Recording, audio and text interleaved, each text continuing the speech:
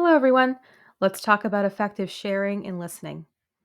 A quick overview, I'm going to talk to you about my expectations for you in my classroom when you're doing partner work. We're going to talk about effective sharing skills and we're going to talk about effective listening skills. First off, as promised, let's talk about my expectations for you during partner work. I expect to see you actively listening, which means you are facing your partner and you are paying attention to what they are saying.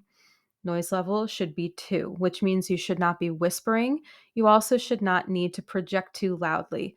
What ends up happening is when everybody starts creeping up with their volume, you start having to compete with everybody else's voices. So if everybody watches their voice level, nobody should have to be projecting too loudly. And also, partner work should be give and take. All partners should have a chance to be heard and contribute to the task that you've been given. And all partners should be actively contributing, meaning no one should have to remind you to contribute to the task that you've been given.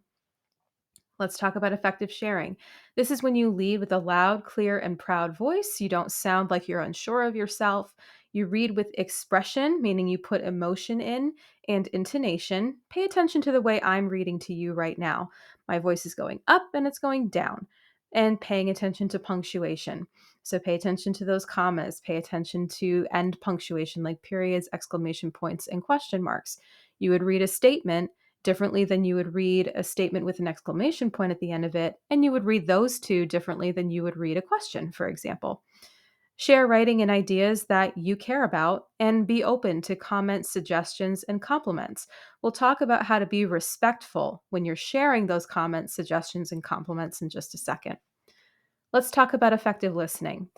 Give the writer your full attention. Remember, before I talked about body language, you're going to display positive body language. That means you look at the speaker with your eyes and your body, and don't cross your arms or look away in any way.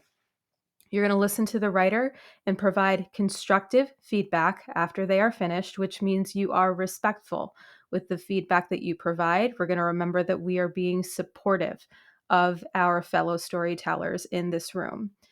You're going to take notes when appropriate to hold on to your thinking, but make sure that, again, you're still paying most of your attention to the person who's speaking. And you're going to pose and respond to questioning with elaboration. So you're going to clarify things that you meant and you're going to expand on what you said in detail about the writing. So you're going to pose questions and you're going to respond questions. Remember that give and take I told you about before. You should be asking questions and answering questions during your conversations with each other. So let's recap. You've reviewed my expectations for partner talk, and you've also gotten some more information on effective listening and sharing. This resource is also linked for you in today's assignment. So if you need to refer back to it, you have all of that available to you. Thanks for listening, guys. Now let's dive in.